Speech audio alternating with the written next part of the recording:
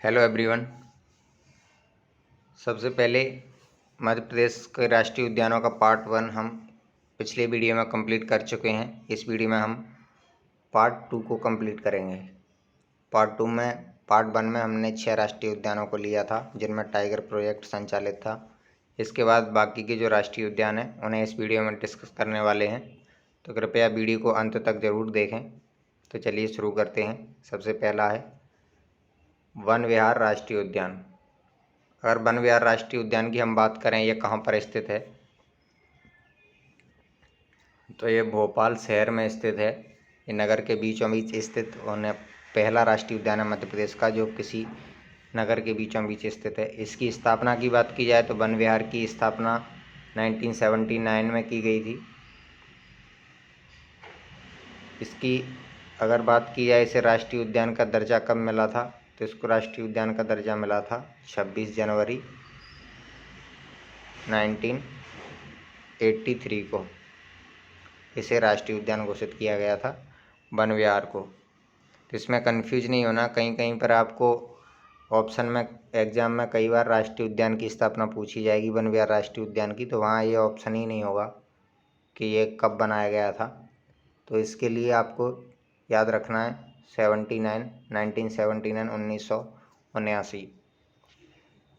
अब इसके बारे में कुछ फैक्ट्स हैं, उन्हें भी जान लेते हैं। जैसे कि यह नगर के बीचों बीच स्थित होने वाला मध्य प्रदेश का एकमात्र राष्ट्रीय उद्यान है जो किसी शहर के बीच में स्थित है। यहाँ पर पहला सर्पोद्यान यानी कि सांपों का उद्यान वन विहार में स्थापित किया गया था। वन विहार को आधुनिक चिड़ियाघर भी कहा जाता है क्योंकि यहाँ पर भारत सरकार ने ISO 9001/2008 अवार्ड प्राप्त करने वाला यह मध्य प्रदेश का पहला राष्ट्रीय उद्यान था, वन विहार राष्ट्रीय उद्यान।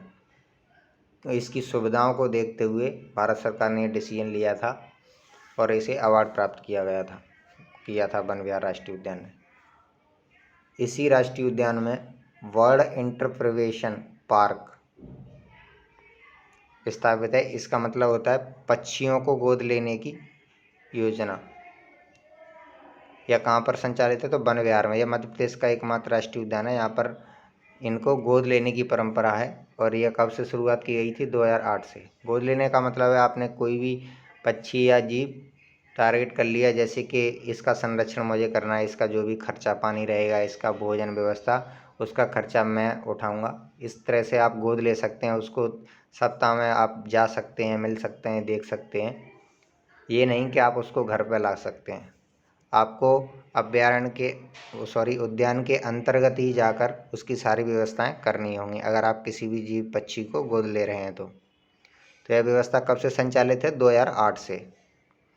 इसी राष्ट्रीय उद्यान में एकमात्र राष्ट्रीय उद्यान है यह ऐसा जिसमें सर्व सुविधायुक्त वन्य जीव रेस्क्यू सेंटर स्थापित किया है। अगर किसी भी क्षेत्र में अगर कोई जंगली जीव है या कोई भी जानवर है जो कि घायल हो चुका है या जख्मी है, तो आप इनके हेल्पलाइन नंबर पर कॉल करोगे तो यहाँ पर रेस्क्यू टीम है जो कि जाएगी, उस जीव को उठा के लाएगी, उसकी चिकित्सा देखभाल सारी व्यवस्थाएं संचालित करेगी। तो एकमात्र राष्ट्रीय उद्यान है। अगर इसी में चिड़ियाघर की बात की जाए तो मुकुंदपुर जो व्हाइट टाइगर सफारी है, वहाँ पर व्हाइट टाइगर जू बनाया गया है। तो वहाँ पर भी ये सुविधा संचालित है रेस्क्यू सेंटर की एवं चिकित्सकीय सुविधाएं उपलब्ध कराने की। चलिए नेक्स्ट देखते हैं माधव राष्ट्रीय उद्यान। माधव राष्ट्रीय उद्यान कहाँ पर स्थित है, तो यह है शिवपुरी में। शिवपुरी जो कि ग्वालियर संभाग का जिला है। इसकी स्थापना की बात की जाए तो 1958 में इसकी स्थापना की गई थी। प्रश्न ये पूछा गया था कि माधव राष्ट्रीय उद्यान किस संभाग के अंतर्गत आता है, तो यह जेल प्रहरी 2015 में और ANM ट्रेनिंग सिलेक्शन का जो टेस्ट होता था एंट्रेंस एग्जाम, उसके 2016 वाला, उसमें ये पूछा गया था कि माधव राष्ट्रीय उद्यान किस संभाग के अंतर्गत आता है, तो यह शिवपुरी जो जिला है ग्वालियर संभाग के अंतर्गत आता है। चलिए इसके बारे में कुछ जानकारी है वो भी पढ़ते हैं। अब बात करें स्वतंत्रता से पूर्व, यह राष्ट्रीय उद्यान सिंधिया राजवंश की शिकार का स्थल था, शिकार करने का। मतलब जो सिंधिया परिवार के महाराजा हुआ करते थे वो माधव राष्ट्रीय उद्यान में, उस समय ये राष्ट्रीय उद्यान नहीं था, तो यहाँ पर शिकार किया करते थे। राजाओं के शौक होते थे शिकार करना। इसी राष्ट्रीय उद्यान के अंतर्गत सांख्य सागर झील, जादव सागर झील, माधव सागर झीलें स्थित हैं। ये तीनों फैक्ट याद रखिएगा, कई बार डायरेक्ट पूछा जाता है या सांख्य सागर पूछा भी गया है कि सांख्य सागर झील किस राष्ट्रीय उद्यान के अंतर्गत है, तो माधव राष्ट्रीय उद्यान के अंतर्गत आती है सांख्य सागर झील। इसी सांख्य सागर झील के बाद जादव सागर है, माधव सागर है।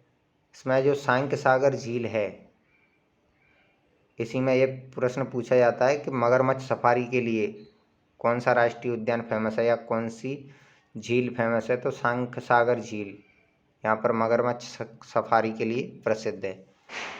माधव राष्ट्रीय उद्यान में पहाड़ी की चोटी पर भव्य जॉर्ज कैसल भवन बना हुआ है, ये भी पूछा गया है। इसमें जो सारे पॉइंट हैं सब पूछे हुए पॉइंट्स हैं जो मैंने लिए हैं इस वीडियो में।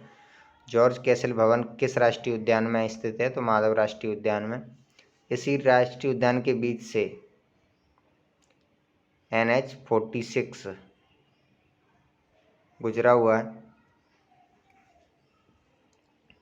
पहले NH-3 के नाम से जानते थे हम इसे। NH-46 है जो गुजरा हुआ है, और साथ ही NH-25 शिवपुरी से झांसी ये भी गुजरा हुआ। ये दोनों राष्ट्रीय मार्ग हैं जो माधव राष्ट्रीय उद्यान के बीच से होकर गुजरते हैं। यहीं पर अगर बात की जाए माधव राष्ट्रीय उद्यान से कौन सी नदी प्रवाहित होती है, तो मनिहार नदी है जो कि माधव राष्ट्रीय उद्यान से होकर प्रवाहित होती है। इसके अलावा एक और भी नदी है जो कि माधव राष्ट्रीय उद्यान से प्रवाहित होती है, और वह है बरही नदी। कौन सी नदी है? बरही नदी और मनिहार नदी, ये दो नदियां हैं जो कि माधव राष्ट्रीय उद्यान से प्रवाहित होती हैं। यहाँ पर सर्वाधिक तेंदुए भी पाए जाते हैं इसी राष्ट्रीय उद्यान में, तेंदुओं की सर्वाधिक संख्या पाई जाती है। इसके अलावा एक पॉइंट और भी है कि किस राष्ट्रीय उद्यान में या माधव राष्ट्रीय उद्यान में किस प्रकार के वन पाए जाते हैं, तो माधव राष्ट्रीय उद्यान में उष्णकटिबंधीय शुष्क पर्णपाती वन, मिश्रित वन, ये दो प्रकार के वन पाए जाते हैं। यहाँ पर मुख्य रूप से धावड़ा एवं सलाई के वन वृक्ष पाए जाते हैं इन वनों में। नेक्स्ट देखते हैं अगला राष्ट्रीय उद्यान जो है राष्ट्रीय जीवाश्म उद्यान। यह कहाँ पर है राष्ट्रीय जीवाश्म उद्यान, तो यह जिला पूछा जाए तो ये जिला डिंडोरी है। यह घोघवा एक क्षेत्र है राष्ट्रीय जीवाश्म उद्यान का, जो कि शाहपुर विकासखंड लगता है, शाहपुर डिंडोरी जिले का। इस विकासखंड के अंतर्गत आता है घोघवा। इसको कई बार घोघवा राष्ट्रीय उद्यान भी पूछ लिया जाता है। घोघवा राष्ट्रीय उद्यान कहाँ पर है, याद रखिएगा। यह राष्ट्रीय जीवाश्म उद्यान है। एक डायनासोर जीवाश्म उद्यान है, वो अलग है, वो धार में है, तो वो भी पढ़ेंगे आगे। इसकी स्थापना की बात की जाए तो इसकी स्थापना 1983 में की गई थी। इसका क्षेत्रफल की बात की जाए तो 0.27 वर्ग किलोमीटर, मतलब मध्य प्रदेश का क्षेत्रफल की दृष्टि से सबसे छोटा राष्ट्रीय उद्यान है। मतलब 270 वर्ग किलोमीटर इसका एरिया है, 270 मीटर वर्ग मीटर में, किलोमीटर में 0.27 वर्ग किलोमीटर इसका एरिया है। तो यह राष्ट्रीय उद्यान मध्य प्रदेश का सबसे छोटा राष्ट्रीय उद्यान है। इसके बारे में कुछ फैक्ट्स हैं, उन्हें भी पढ़ते हैं। जैसे कि मैंने बताया था राष्ट्रीय उद्यान का मुख्य भाग घोघवा, शाहपुर विकास खंड है डिंडोरी जिले का, तो उसी के अंतर्गत ये आता है। यह राज्य का पहला जीवाश्म उद्यान भी है, ये भी याद रखिएगा। मध्य प्रदेश का पहला जीवाश्म उद्यान कौन सा है, तो राष्ट्रीय जीवाश्म उद्यान डिंडोरी। यह क्षेत्रफल की दृष्टि से मध्य प्रदेश का एवं भारत का भी सबसे छोटा राष्ट्रीय उद्यान है। मतलब मध्य प्रदेश के साथ साथ भारत का भी सबसे छोटा राष्ट्रीय उद्यान है, जिसका क्षेत्रफल है 0.27 वर्ग किलोमीटर। ये प्रश्न पूछा गया था 2017 के पटवारी एग्जाम में। कौन सा राष्ट्रीय उद्यान बांधवगढ़ राष्ट्रीय उद्यान व कान्हा-किसली राष्ट्रीय उद्यान के बीच स्थित है। अगर इसके लिए आपको मैपिंग आती है, मतलब MP के मैप पता है, मैप के अंतर्गत आपको जिला पता है, तो आप जैसे ही देखेंगे कि बांधवगढ़ राष्ट्रीय उद्यान कहाँ पर है, उमरिया में, और जैसे ही कान्हा किसली देखेंगे तो वो कहाँ पर है, मंडला में। तो ये दोनों की सीमाएं एक दूसरे के पास में ही है, स्पर्श करती हैं। जैसे ही आप देखेंगे तो इन दोनों के बीच में डिंडोरी का एरिया जो लगता है, डिंडोरी जिले का, तो वहाँ पर जो राष्ट्रीय उद्यान है आपका, राष्ट्रीय जीवाश्म उद्यान घुघुआ या डिंडोरी में, तो ये इन दोनों के बीच में स्थित है। तो पूछ लिया जाता है बांधवगढ़ राष्ट्रीय उद्यान और कान्हा किसली राष्ट्रीय उद्यान के बीच कौन सा राष्ट्रीय उद्यान स्थित है, तो राष्ट्रीय जीवाश्म उद्यान। इसके बाद बात की जाए यहाँ पर किसके जीवाश्म संरक्षित किए गए हैं इस राष्ट्रीय उद्यान में, तो यहाँ पर पौधों, फलों, पत्तियाँ, बीजों, मछलियों, नारियल एवं सुपारी के जीवाश्म संरक्षित किए गए हैं। यहाँ पर मुख्यतः ये पॉइंट इम्पोर्टेंट है, नीलगिरी जीवाश्म के लिए जाना जाता है, यह अब तक का खोजा गया सबसे प्राचीनतम जीवाश्म है। अब बात की जाए ये कितने पुराने हैं, अगर पुराने बात हो रही है तो यह कितने पुराने जीवाश्म हैं, तो करीबन यह हैं 65 लाख वर्ष पुराने। बहुत बड़ा आंकड़ा हो जाता है सुनते ही कि 65 लाख ईयर पुराने हैं ये जीवाश्म जो है राष्ट्रीय उद्यान में संरक्षित किए गए हैं। अगर बात की जाए भारत में जीवाश्म अध्ययन किसने शुरू किया था या जीवाश्म अध्ययन के पिता किसे कहा जाता है, तो अशोक साहनी जी है, जिन्हें भारतीय जीवाश्म अध्ययन के पिता कहा जाता है। नेक्स्ट देखते हैं कौन सा राष्ट्रीय उद्यान है हमारा, डायनासोर जीवाश्म राष्ट्रीय उद्यान। पिछला हो गया राष्ट्रीय जीवाश्म उद्यान, अब है डायनासोर राष्ट्रीय जीवाश्म उद्यान। इसकी बात की जाए या डायनासोर के जीवाश्म संरक्षित किए गए इस राष्ट्रीय उद्यान में। अगर इसकी स्थिति की बात की जाए तो यह धार में स्थित है, धार। इसके बाद बात की जाए, यह इंदौर संभाग का जिला है। इसकी स्थापना की बात की जाए तो 2010 में इसकी स्थापना की गई थी डायनासोर जीवाश्म उद्यान की।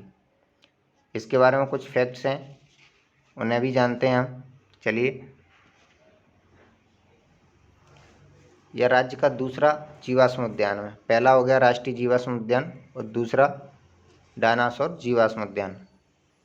अगर बात की जाए इसकी स्थापना की, तो इसकी स्थापना की गई थी 2 दिसंबर 2010 को राष्ट्रीय डायनासोर जीवाश्म उद्यान की।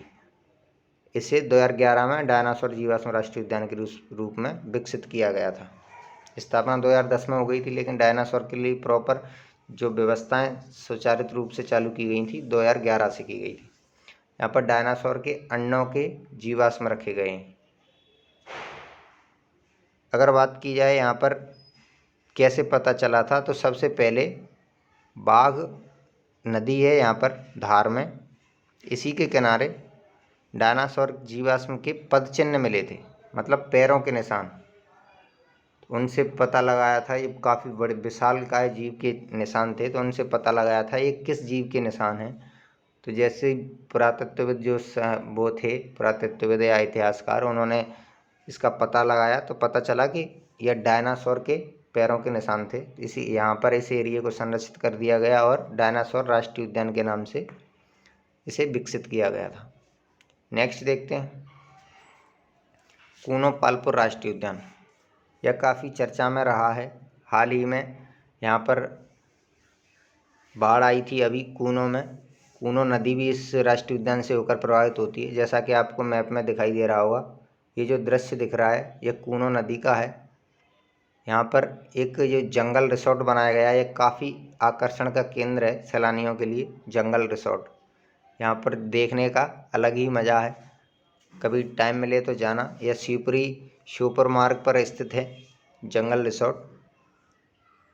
चलो इसकी स्थापना की बात करते हैं। तो ये कहाँ पर स्थित है, कूनो पालपुर अभ्यारण्य उद्यान राष्ट्रीय उद्यान, तो यह श्योपुर में। ये इसे अभ्यारण्य कब बनाया गया था, तो 1981 में इसे वाइल्ड लाइफ सेंचुरी या अभ्यारण्य बनाया गया था। 2018 में इसे नेशनल पार्क या राष्ट्रीय उद्यान बनाया गया था। तो याद रखिएगा WLS वाइल्ड लाइफ सेंचुरी। इसके बारे में जानते हैं क्या क्या इसकी विशेषताएं हैं, क्यों ये हाल ही में चर्चा में है। कूनो राष्ट्रीय उद्यान श्योपुर जिले में स्थित है, जैसा कि बता दिया है मैंने आपको। कूनो सिंधिया वंश के राजाओं द्वारा अफ्रीका से पहले भी बब्बर शेरों को पुनर्वासित किया गया था। लेकिन उनका यह प्रयास सफल नहीं हुआ। मतलब मध्य प्रदेश की यह पहली योजना नहीं है, कूनों में कोई पहली बार बब्बर शेरों को नहीं लाया जा रहा। इससे पहले भी सिंधिया राजवंश द्वारा अफ्रीका से शेरों को लाया गया था, जिन्हें डोबकुंड एक एरिया है श्योपुर ज़िले में, ओछाफरा एक कस्बा है उसी के पास में डोबकुंड है, तो वहाँ पर इनको शेरों के पुनर्वासित किया गया था, लेकिन उनका यह प्रयास सफल नहीं हो पाया। कई शेर भूखे मर गए थे या उन्हें वातावरण पसंद नहीं आया था। लेकिन अभी आधुनिक जो भी रिसर्च की गई है नेशनल पार्क के लिए, तो यह बब्बर शेरों के लिए बहुत ही उपयुक्त स्थान पाया गया है कूनो राष्ट्रीय उद्यान को, क्योंकि यहाँ पर इसके बीचों बीच से कूनो नदी प्रवाहित होती है। तो बरसात में या गर्मियों में या सर्दियों में सभी के हिसाब से काफ़ी मौसम अच्छा बना रहता है। इसमें बड़े बड़े घास के मैदान भी हैं कूनो राष्ट्रीय उद्यान में, तो बाकी सभी जीवों के लिए बहुत ही उपयुक्त राष्ट्रीय उद्यान है। इसके लिए भारत सरकार ने गुजरात से राष्ट्रीय उद्यान से एशियाई शेरों को कूनों में पुनर्वासित करने की योजना बनाई, लेकिन फिलहाल यह योजना ठंडे अवस्थे में पड़ी हुई है। इससे पहले बब्बर शेरों से पहले, एशियाई शेरों से पहले इसी राष्ट्रीय उद्यान में चीतों को, अफ्रीकन चीतों को पुनर्वासित किया जा रहा है। यह हो सकता है शायद दिसंबर तक या अगले साल फरवरी मार्च तक आपको देखने के लिए मिल जाएंगे। इसी राष्ट्रीय उद्यान के बीच से नदी पूछा जाए तो कूनो नदी प्रवाहित होती है। इसे कूनो नदी को राष्ट्रीय उद्यान की जीवन रेखा कहा जाता है, क्योंकि यह 12मासी नदी है, मतलब 12 महीने पानी बहता रहता है इस नदी में। इसी राष्ट्रीय उद्यान में काफ़ी ऐसे नेचुरल सोर्सेस हैं जहाँ पर पानी कभी सूखता नहीं है कूनों के अंदर। नेक्स्ट देखते हैं अगला राष्ट्रीय उद्यान, ओंकारेश्वर राष्ट्रीय उद्यान। ओंकारेश्वर की बात की जाए, यह कहाँ पर स्थित है, तो यह खंडवा ज़िले में स्थित है, जो कि इंदौर संभाग के अंतर्गत आता है। इसकी बात की जाए कब स्थापित किया गया था, तो ये आज तक स्थापित नहीं किया गया है। 2004 से ही यह निर्माणाधीन है। पता नहीं इसको राष्ट्रीय उद्यान का दर्जा कैसे दे दिया गया है या क्यों यह अभी निर्माणाधीन है, इसकी जानकारी तो नहीं है। लेकिन फ़िलहाल आपके लिए इतना ही कि ओंकारेश्वर राष्ट्रीय उद्यान कहाँ पर है, तो यह खंडवा में, बस इतना पूछा जाता है, इससे ज़्यादा कुछ नहीं पूछा जाता ओंकारेश्वर राष्ट्रीय उद्यान से। यह निमाड़ क्षेत्र में स्थापित होने वाला राज्य का पहला राष्ट्रीय उद्यान था, क्योंकि 2004 में। नेक्स्ट कुछ पॉइंट्स हैं जो कि लिए गए महत्वपूर्ण बिंदुओं के तौर पर। ऐसे बात की जाए मध्य प्रदेश में कुल कितने राष्ट्रीय उद्यान हैं, तो वर्तमान में मध्य प्रदेश में 12 राष्ट्रीय उद्यान हैं वर्तमान में। अगर पूछा जाए कितने टाइगर रिजर्व हैं या बाघ संरक्षित क्षेत्र हैं, तो 7 बाघ संरक्षित क्षेत्र हैं, जिसमें से 6 नेशनल पार्क में हैं और 1 है आपका अभ्यारण्य में। अभ्यारण्य में कौन सा है, रातापानी राष्ट्रीय अभ्यारण्य में है, रातापानी अभ्यारण्य में, यह रायसेन जिले में है। यह 2008 से प्रोजेक्ट टाइगर में शामिल किया गया था रातापानी को। तो याद रखिएगा, एकमात्र अभ्यारण्य मध्य प्रदेश का जिसमें प्रोजेक्ट टाइगर संचालित है वह है रातापानी अभ्यारण्य, रायसेन जिले में। इसके बाद बात करते हैं भारत में प्रोजेक्ट टाइगर के जन्मदाता।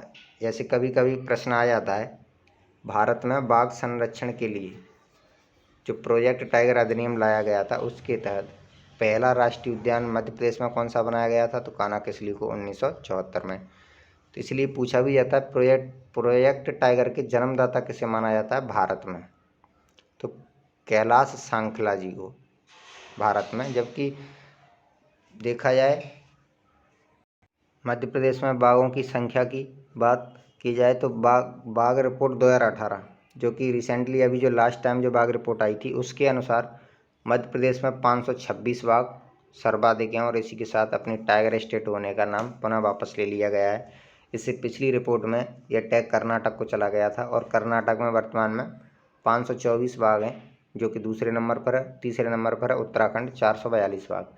कर्नाटक और मध्य प्रदेश में बाघों की संख्या लगभग समान होती जा रही। हो सकता है अगली बाघ रिपोर्ट में कर्नाटक आगे हो जाए या मध्य प्रदेश भी आगे हो सकता है। नेक्स्ट और भी देखते हैं, मध्य प्रदेश में टाइगर सफारी की बात की जाए तो 3 टाइगर सफारियां संचालित होती हैं, बांधवगढ़ में, पेंच में और कान्हा में। कौन कौन से राष्ट्रीय उद्यान हैं, बांधवगढ़ राष्ट्रीय उद्यान, पेंच राष्ट्रीय उद्यान और कान्हा-किसली राष्ट्रीय उद्यान। यहाँ पर टाइगर सफारियां संचालित हैं। भारत में सर्वाधिक राष्ट्रीय उद्यान एवं अभ्यारण्य, ये भी पॉइंट काफ़ी महत्वपूर्ण है कि मध्य प्रदेश के भारत के किस राज्य में सर्वाधिक राष्ट्रीय उद्यान या अभ्यारण्य स्थित हैं, तो वह मध्य प्रदेश है। मध्य प्रदेश में सर्वाधिक राष्ट्रीय उद्यान और अभ्यारण्य स्थित हैं। अगर बात की जाए विश्व का पहला राष्ट्रीय उद्यान किस से बनाया गया था, तो येलोस्टोन पार्क या अमेरिका में स्थित है, जो कि विश्व का पहला राष्ट्रीय उद्यान था। देखिए, ये बात की थी मैंने 3 टाइगर सफारी की। अब बात की जाए कि व्हाइट टाइगर सफारी यह कहाँ पर है, तो यह मुकुंदपुर में है, सतना में। व्हाइट टाइगर सफारी क्योंकि इसी क्षेत्र में, मुकुंदपुर में, सतना में है। इसे 2016 से व्हाइट टाइगर सफारी संचालित है यहाँ पर। इसी क्षेत्र में सफ़ेद बाघ मोहन को देखा गया था, मुकुंदपुर वाले एरिया में, इसीलिए यहीं पर व्हाइट टाइगर सफारी को निर्मित किया गया है। यहाँ पर व्हाइट टाइगर जू भी स्थित है मुकुंदपुर में। ये तीनों चारों फैक्ट हैं। व्हाइट टाइगर सफारी की बात की जाए तो सतना, इसमें कन्फ्यूजन नहीं होना है आपको, चारों को याद रखना है आपको। अगर बात की जाए सफ़ेद शेरों की भूमि, तो गोविंदगढ़ रीवा। अगर बात की जाए सफ़ेद शेर किस राष्ट्रीय उद्यान में पाए जाते हैं, तो बांधवगढ़ राष्ट्रीय उद्यान उमरिया में। अगर पूछा जाए सफ़ेद बाघ किस राष्ट्रीय उद्यान में पाए जाते हैं, तो वन विहार भोपाल में। ये काफ़ी महत्वपूर्ण पॉइंट हैं क्योंकि इनमें बच्चा कंफ्यूज होता है कि व्हाइट टाइगर सफारी पूछा है या व्हाइट टाइगर रिजर्व पूछा है या सफ़ेद शेर पूछे हैं या सफ़ेद शेरों की भूमि पूछी है। तो इन चारों पॉइंट्स को याद रखिएगा, ये काफ़ी महत्वपूर्ण है और काफ़ी कन्फ्यूजन करने वाले हैं, लेकिन आपको कन्फ्यूज नहीं होना है चारों पॉइंट को। White tiger safari Mukundpur Satna 2016 से संचालित। सफ़ेद शेरों की भूमि गोविंदगढ़ रीवा। सफ़ेद शेर पाए जाते हैं तो बांधवगढ़ राष्ट्रीय उद्यान में। सफ़ेद बाघ पाए जाते हैं तो वन विहार राष्ट्रीय उद्यान में। तो ये चारों फैक्ट आपको याद रखने। तो दोस्तों, वीडियो कैसा लगा? यह राष्ट्रीय उद्यान का पार्ट 2 था। इससे पहले मैं पार्ट 1 बना चुका हूं, जिसकी लिंक आपको डिस्क्रिप्शन में मिल जाएगी। आप वहां से जा करके पार्ट 1 देख सकते हैं, जिसमें हमने जो 6 टाइगर प्रोजेक्ट हैं नेशनल पार्क में संचालित, उन सभी को डिस्कस किया गया है, जिसमें कानाकसली, पेंच, पन्ना, बांधवगढ़, सतपुड़ा और पेंच राष्ट्रीय उद्यान, इनको डिस्कस किया गया है। थैंक यू दोस्तों। आपको कैसा लगा वीडियो? अगर वीडियो अच्छा लगा हो तो प्लीज़ चैनल को लाइक शेयर करें, सब्सक्राइब जरूर कर लेना है, जिससे आगामी वीडियो आपको मिलती रहे। उसके लिए आप बेल आइकन प्रेस करें। अगर आप इस वीडियो की PDF चाहते हैं तो पार्ट 1 और 2 दोनों की मिलाकर मैं एक ही PDF मध्य प्रदेश के राष्ट्रीय उद्यान के लिए बना दूंगा, जो कि आपको हमारे टेलीग्राम चैनल पर फ्री में मिल जाएगी। इसके लिए आप डिस्क्रिप्शन में लिंक है, वहाँ से टेलीग्राम ज्वाइन कर सकते हैं, या फिर चैनल के अबाउट सेक्शन में जाकर वहाँ से भी टेलीग्राम ज्वाइन कर सकते हैं। अगर आप हमारे साथ सोशल मीडिया पर जुड़ना चाहते हैं, फेसबुक, इंस्टा पर, तो आप वहाँ भी हमें फॉलो कर सकते हैं। इसके लिंक आपको डिस्क्रिप्शन में मिल जाएंगे। थैंक यू दोस्तों, जय हिंद।